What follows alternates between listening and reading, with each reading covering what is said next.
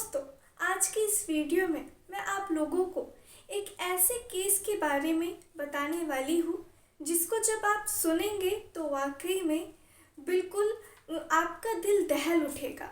जी हाँ, ये जो आज का केस है ये काफ़ी ज़्यादा दिल को दहला देने वाला और काफ़ी ज़्यादा खौफनाक है। इसलिए आज मैं आप लोगों से एक रिक्वेस्ट करती हूँ कि अगर आपकी उम्र कम है या आप बच्चे हैं तो प्लीज़ मेरी कोई और वीडियो देख लीजिएगा, पर ये वाली वीडियो को आप स्किप कर दीजिए। ये वाली वीडियो आपके लिए बिल्कुल नहीं है। तो आप जो भी बड़े लोग हैं इस वीडियो को आगे कंटिन्यू कीजिए, क्योंकि कुछ घटनाएं ऐसी होती हैं जो कि दिल को बिल्कुल दहला के रख देती हैं। ऐसे ही एक केस हुआ था हाल ही में जिसका नाम था तंदूर केस। और ये केस जब पुलिस पूछ रही थी उस खूनी से तो वो पुलिस भी बिल्कुल डर जाती थी जब वो अपने किस तरीके से मर्डर किया, किस तरीके से बताना वो शुरू करता था तो पुलिस भी बिल्कुल उनके पसीने छूट जाते थे, क्योंकि वो भी अंदर से होते तो इंसान ही हैं। इसलिए बच्चे लोग इस कहानी से दूर हैं। तो चलिए फिर इस कहानी को शुरू करते हैं। दरअसल एक लड़का होता है जो कि इंडियन आर्मी में होता है। उसको देशभक्ति का काफ़ी ज़्यादा जुनून होता है, देश के लिए काफ़ी ज़्यादा प्रेम होता है, जिस वजह से वो इंडियन आर्मी ज्वाइन करने के लिए जाता है और काफ़ी ज़्यादा उसकी फ़िटनेस अच्छी होती है। हर चीज़ में एकदम वो पास कर लेता है सारे एग्ज़ाम्स और वो इंडियन आर्मी का एक हिस्सा बन जाता है। काफ़ी साल तक नौकरी करने के बाद अब वो नौकरी को वहाँ पर छोड़ देता है और इसी बीच DRDO जो सिक्योरिटी होती है वहाँ पर वो सिक्योरिटी का काम करता है बतौर सिक्योरिटी के तौर पर। और क्योंकि वो आर्मी में था पहले से ही तो उसको वहाँ पर बहुत ही ज़्यादा आसानी से नौकरी मिल जाती है। अब वो DRDO में सिक्योरिटी का काम किया करता था। इसी बीच जो इस लड़के का नाम होता है, दरअसल इस लड़के का नाम होता है सुधीर। और ये जो सुधीर है उसके घर वाले सोचते हैं कि अब लड़का जो है वो बड़ा हो चुका है, साथ ही नौकरी भी मिल चुकी है, तो क्यों ना इसका किसी अच्छी से लड़की के साथ रिश्ता कर दिया जाए। घर वाले एक लड़की की तलाश करते हैं, एक लड़की मिलती है, रिश्ता। उस लड़की का नाम होता है अमृता। वो भी MBA करी होती है, काफ़ी ज़्यादा पढ़ी लिखी होती है और घर वाले आपस में बातचीत करते हैं और फिर इन दोनों की शादी करा देते हैं। सब कुछ बिल्कुल अच्छा चलता है। 2-3 साल का वक्त गुजरता है, इनके घर में 2 नन्हे बच्चों का जन्म भी होता है। सब कुछ बिल्कुल सही चल रहा होता है। लेकिन आप लोगों को पता होगा कि हमारे यहाँ पर एक त्यौहार काफ़ी ज़्यादा धूमधाम से मनाया जाता है जिसका नाम हम लोग खिचड़ी कहकर पुकारते हैं, खिचड़ी। लेकिन इसी को साउथ के जो लोग होते हैं वो लोग इस त्यौहार को पोंगल के नाम से जानते हैं और ये त्यौहार वहाँ पर हमसे भी कई ज़्यादा धूमधाम से मनाया जाता है। यहाँ पर हम लोग सिर्फ एक दिन खिचड़ी मनाते हैं, वहाँ पर पूरा एक हफ्ते का त्यौहार ये लोग मनाते हैं। हर दिन अलग अलग तरीके से धूमधाम से इस पोंगल त्यौहार यानी कि खिचड़ी को मनाया जाता है। यहाँ तक कि जो बच्चे हॉस्टल में पढ़ते हैं, जो बच्चे घर से दूर होते हैं, जो रिश्तेदार घर से दूर होते हैं, वो सभी लोग इस त्यौहार को मनाने के लिए ख़ास तौर से अपने घर जाते हैं, क्योंकि ये उन लोगों के लिए काफ़ी ज़्यादा महत्व वाला और काफ़ी ज़्यादा बड़ा त्यौहार होता है।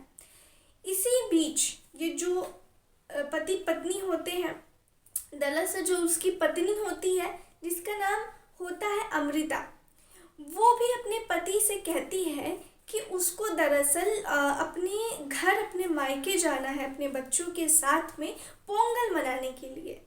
मगर इधर जो इसका पति होता है वो उसको मना कर देता है और फिर इन लोगों का झगड़ा हो जाता है और गुस्से में ये जो पत्नी होती है वो लड़ाई कर बैठती है। अब दरअसल ये जो इधर ये अमृता की माता पिता होते हैं जो कि अपनी बेटी का इंतज़ार करते हैं कि हर साल हमारी बेटी आती थी, इस साल क्यों नहीं आई, कोई फ़ोन भी नहीं आया। फिर उन लोगों ने सोचा कि शायद त्यौहार के कामों में, शॉपिंग में बिज़ी होगी। उन लोगों ने भी राब्ता करने की कोशिश नहीं की। आखिर पोंगल के त्यौहार आता है, 2 दिन बीत जाते हैं, अभी तक उनकी बेटी यानी कि अमृता का कोई अता पता नहीं चल रहा था। अब इन लोगों को चिंता होती है।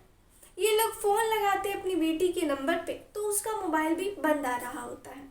अब ये लोग को चिंता होती है और ये लोग ट्रेन पकड़ करके सीधा निकल पड़ते हैं हैदराबाद। दरअसल ये लोग जो थे वो हैदराबाद रहा करते थे और साथ में अमृता की एक बहन भी थी जो कि हैदराबाद में ही रहा करती थी।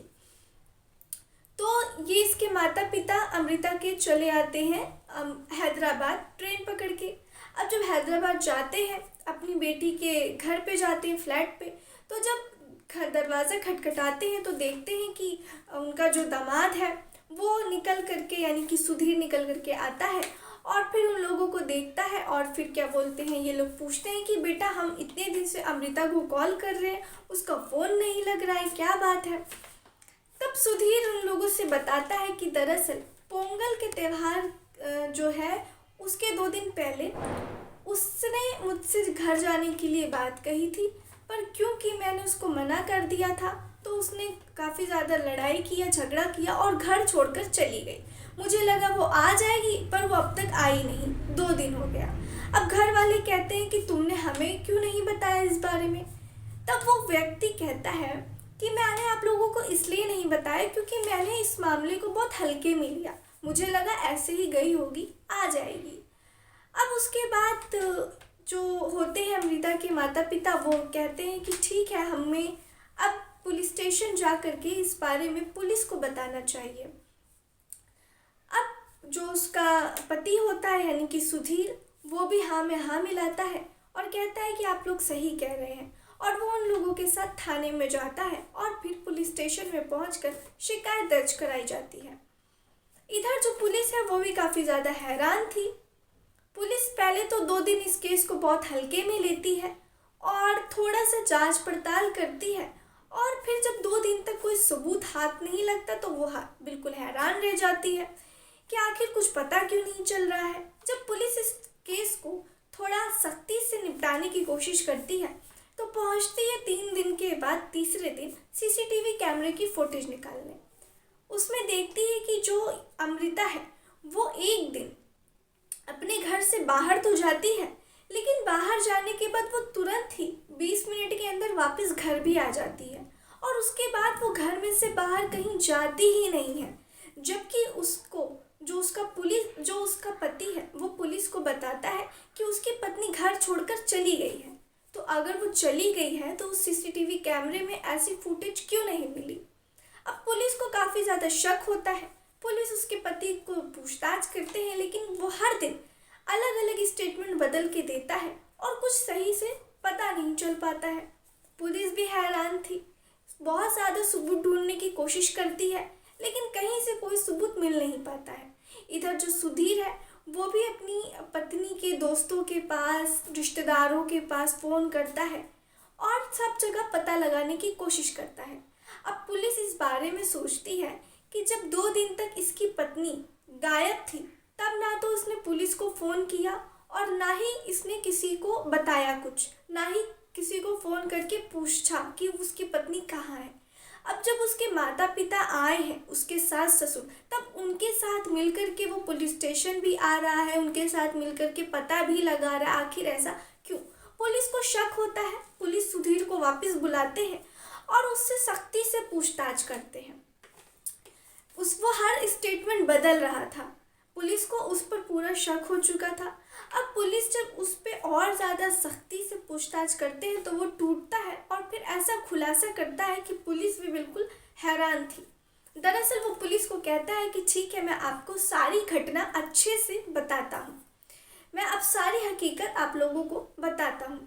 वो लिवा कर जाता है अपने घर पे। जब लिवा कर जाता है तो अपने घर के किचन में पुलिस को बुलाता है।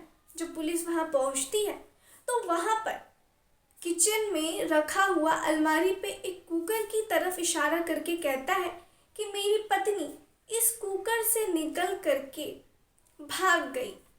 अब पुलिस हैरान कि उसकी पत्नी कुकर में से निकल करके भाग गई, ये क्या कह रहा है, क्या मतलब हुआ उसका। उसकी पत्नी कुकर में कैसे आई और कुकर में से निकल कर भाग गई से क्या मतलब है।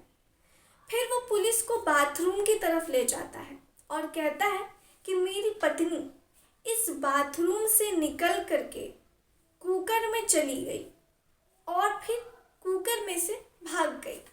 अब पुलिस फिर हैरान कि आखिर उसकी पत्नी बाथरूम में से कुकर में कैसे गई और कुकर में से भाग कैसे गई। उस पुलिस को कुछ समझ नहीं आ रहा था। पुलिस को यही लग रहा था कि ये मानसिक संतुलन या तो खो बैठा है या फिर खो बैठने का नाटक कर रहा है। अब वो पुलिस को लेकर के एक और जगह जाता है। पास में ही एक झील है, एक लेक है, वहां पर लेकर जाता है और पुलिस को कहता है कि मेरी पत्नी बाथरूम में से कुकर में गई और कुकर में जाने के बाद इस झील में चली गई। पुलिस बिल्कुल हैरान कि आखिर ये क्या कह रहा है। फिर वो पुलिस को विस्तार से कहानी बताता है कि मैं आप लोगों को पूरी कहानी समझाता हूँ। उस तक पुलिस को वो कुछ ऐसी कहानी बताता है कि पुलिस भी अंदर से बिल्कुल डर चुकी थी। वो भी इस व्यक्ति से खौफ खाने लगी थी जब वो इस घटना को सुनती है। वहाँ पर खड़े सारे पुलिस वालों के पसीने पसीने हो गए थे। दरअसल ऐसे ही केस हुआ था जिसका नाम तंदूर केस है और इस केस में एक जो पति था वो अपनी ही पत्नी की डेड बॉडी को छुपाने के लिए तंदूर में फेंक देता है और तंदूर में एक एक बॉडी को डालने के बाद उस पर बटर लगा लगा कर वो उस बॉडी को जलाता था। और पुलिस जब ये बात सुनती है, जब वो ये केस का खुलासा कर रहा था उसका पति, तो वो भी बिल्कुल इसी तरीके से पुलिस उस व्यक्ति से खौफ खा रहे थे। वहाँ पर जितने भी उस रूम में पुलिस थे, क्योंकि होते तो वो भी अंदर से इंसान ही हैं और जब ऐसी घटनाओं को सुनते हैं कि ये केस किस तरीके से अंजाम दिया गया है तो वो भी बिल्कुल कांप उठते हैं। ठीक ऐसा ही इस केस में भी होता है। जब पुलिस इस बात को सुनती है तो वो भी बिल्कुल कांप उठते हैं कि आखिर ये क्या है। तो वो व्यक्ति बताता है, दरअसल सुधीर, वो बताता है कि वो अपनी पत्नी से पोंगल त्योहार मनाने की वजह से झगड़ा हुई थी, बहस हुई थी। उसकी पत्नी पोंगल जाने के लिए बोल रही थी और उसने मना कर दिया था। तो उसने अपनी पत्नी को समझाया कि तुम मत जाओ।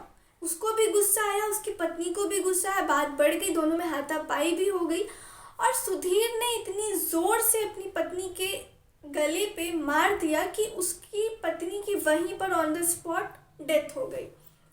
अब जब ये बात सुधीर को पता चली कि उसकी पत्नी की हो चुकी है, वो इस दुनिया में नहीं है, तो वो बिल्कुल डर चुका था। उसके दिमाग में था कि उसके बच्चे सुनेंगे, समझेंगे ये चीज़ को तो उसके बारे में क्या सोचेंगे। जब उसके घर वाले ये चीज़ सुनेंगे तो उसके बारे में क्या सोचेंगे। जब पुलिस को पता चलेगी तो फिर उसका क्या होगा।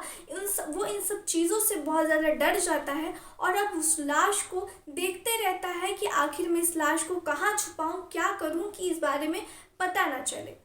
और दरअसल जो उस घर में कोई था भी नहीं, क्योंकि उसके जो बच्चे थे, उसकी बीवी ने कहा था कि अगर मैं पोंगल नहीं मनाने जा रही हूँ तो कम से कम इन बच्चों को उनके मौसी के घर जाने दो, जो कि हैदराबाद में ही रहती थी। अब वो बच्चे पोंगल मनाने अपनी मौसी के घर चले जाते हैं। घर पे कोई भी नहीं होता है, पति और पत्नी होते हैं। पत्नी की लाश पड़ी हुई थी। अब पति ठिकाने लगाने के बारे में सोचता है कि इसका क्या करे। वो पहले बाथरूम में लेकर जाता है और बॉडी को एक एक पार्ट पे कट करता है और ये सब वो कट कर रहा होता है। तब ये जो चीज़ थी, अब वो सोचता है कि आखिर इसको अगर मैं फेंकूंगा तो बदबू आएगी बाहर, इसलिए मैं इसको ऐसे फेंक नहीं सकता। इसलिए वो उसको, जो डेड बॉडी है, उसको वो कुकर में बॉयल करता है। रोज़ बॉडी को कट करता है, रोज़ बॉडी को बॉयल करता है और पॉलीथीन में ले जा करके फेंक देता है। उस लेक में, उस तालाब में बहुत बड़ी बड़ी मछलियाँ थीं जो कि उस बॉडी के पार्ट को वो बीच में फेंकता था ताकि वो किनारे ना आ पाए और बीच में फेंकने के बाद मछलियाँ उसको खा जाती थी। अब वो बदबू भी नहीं आती थी क्योंकि जब उबला हुआ गोश्त है तो उससे बदबू नहीं आएगी। अब इस तरीके से वो चीज़ें कर रहा था। बॉडी को रोज़ कट करता, रोज़ बॉयल करता, रोज़ मछलियों के बीचों बीच लेक में फेंक देता और मछलियाँ खा जाती हैं। अब बचता ही है बोन्स, यानी हड्डियों का क्या। वो उसका क्या होगा, वो तो पता ही चल जाएंगी, कहीं ना कहीं से मिल ही जाएंगी, पुलिस वालों के हाथ लग जाएंगी। अब वो क्या करता है, मिक्सर ग्राइंडर लाता है और बोन्स को पीस करके पाउडर बना देता है। अब वो उस पाउडर को भी यही करता है कि पानी में बहवा देता है। अब वो पाउडर बन चुकी है, अब किसी को कुछ पता तो चलेगा नहीं, वो ये चीज़ सोचता है। और 3 दिन तक, लगातार 3 दिन तक, यानी कि 72 हॉर्स तक वो लगातार बॉडीज़ के साथ था, कट करता था, बॉयल करता था, मिक्सर ग्राइंडर में बोन्स को पीसता था और फिर मछलियों को खिला देता था। जो बॉइल्ड गोश्त थे और जो पाउडर था वो नदी में बहवा देता था। वो ये चीज़ें कर रहा था। 3 दिन में पूरा सब कुछ हो चुका था ख़त्म। और वो घर को तीसरे दिन इतना ज़्यादा चमकाता है, एक एक घर का कोना कोना, एक एक सबूत हाथ आने के लिए, बचने के लिए वो पूरा घर, एक एक सामान, यहाँ तक कि कुकर भी चमका डालता है, ढो डालता है। फिर उसके माँ बाप पहुँचते हैं, यानी कि सास ससुर पहुँचते हैं, और फिर वो घर एकदम चिकना, कहीं से कुछ सुराग नहीं मिलता है। लेकिन अब ये जो पुलिस वाले हैं, इनके हाथ तो ये सबूत लग गया था। सबूत तो कुछ भी नहीं लगा था। सबूत के तौर पे इसका एक बयान था जो कि पुलिस को दिया गया था, जिसमें वो खुद अपनी सच्चाई कबूल करता है कि उसने ही इस तरीके से लाश ठिकाने लगाई है। लेकिन अब पुलिस इस गवाही के तहत इस व्यक्ति को सज़ा नहीं दे सकती है। पुलिस को चाहिए होता है प्रूफ, कानून मांगता है प्रूफ। जब आप अदालत में जाएंगे तो अगर आप खुद बोलेंगे कि हमने ये किया है तो फिर उस चीज़ को वैलिड नहीं माना जाता है। वैलिड सिर्फ इस चीज़ को माना जाता है कि आपके खिलाफ जो सबूत मिले हैं। तो ठीक इसी तरीके से पुलिस को हाथ कोई सबूत नहीं लगता है, क्योंकि ना तो वहाँ पर बोन्स है, ना तो वहाँ पर एक भी गोश्त मिलता है, सब चीज़ें है नहीं कुछ भी वहाँ पर। पुलिस इसलिए दिमाग लगाकर फॉरेंसिक लैब वालों को भेजती है। अब जब वहाँ पर वो लोग पहुँचते हैं तो कोशिश यही रहती है कि अक्सर जो ऐसी चीज़ें होती हैं वहाँ पर कुछ ना कुछ सुराग तो मिल ही जाते हैं, ब्लड या फिर कुछ भी मिल जाते हैं। ऐसे ही केस में वहाँ पे फॉरेंसिक टीम पहुँचती है, वहाँ पर गई थी और वहाँ पर उन्होंने ढूंढा कुछ चीज़ें, लेकिन वहाँ पर कोई भी चीज़ अभी हाथ आई है कि नहीं आई है, ये चीज़ अभी रिपोर्ट में निकल कर के बाहर नहीं आई है। अभी इस बारे में हम लोगों को नहीं पता है। लेकिन सोचिए आप कि अगर उस फॉरेंसिक टीम के हाथों कुछ नहीं लगता है, क्योंकि वो इतना शातिर था कि उसने कुछ छोड़ा ही नहीं है सबूत, वहाँ पर बॉडी का एक भी सबूत मिला ही नहीं है, तो फिर किस तरीके से सज़ा होगी। हाँ, वो जो हत्यारा है वो इस चीज़ को कबूल रहा है कि उसने ये सब किया है, लेकिन जब अदालत में ये केस चलेगा तो उसकी जो पुलिस को गवाही उसने दिया है उसकी कोई वैलिडेशन नहीं है, वो रद्द कर दी जाएगी। माना सिर्फ सबूत जाता है। और अगर मान लीजिए कि ऐसे बहुत सारे केसेस हुए हैं जिसमें कि इस तरीके की घटनाएं हुई हैं कि पुलिस के पास इनका बयान तो है कि इन्होंने खून किया है, लेकिन कोई सबूत ना हो पाने के कारण वो लोग आज़ाद घूम रहे हैं। तो देखते हैं कि क्या इस केस में ऐसा ही होता है, क्योंकि अदालत सिर्फ और सिर्फ सबूत मांगती है, सिर्फ और सिर्फ सबूत देखती है। किसी पुलिस को आप गवाह के तौर पे आपको पता भी चल जाए कि आप खूनी है तो आपको सज़ा नहीं होती। तो दोस्तों देखते हैं कि इस केस में क्या होता है। आज के लिए इतना ही। आप लोग अपना ख्याल रखिए, सावधान रहें, सतर्क रहें। और ऐसी घटनाएं बढ़ती जा रही हैं दिन पर दिन, तो देखते हैं आगे की अपडेट मैं आप लोगों को दूंगी ज़रूर कि इस केस का खुलासा हुआ कि नहीं हुआ, उसको सज़ा मिली कि नहीं मिली। तब तक के लिए अपना ख्याल रखें। जय हिंद, जय भारत।